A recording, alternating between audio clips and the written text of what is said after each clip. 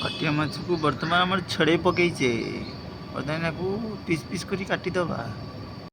ओ मते हलदी लगेई दियो नून को पकई दियो गुड़े गाड़े गरम तेल को ढकली दियो पाटिया माछ को भाजी आण।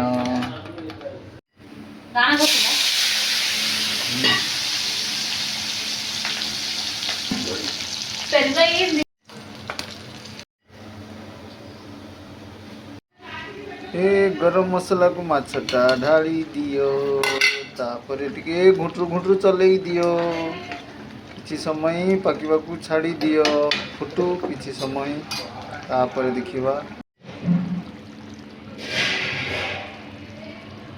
चलो पाटिया माछ तरकारी रेडी।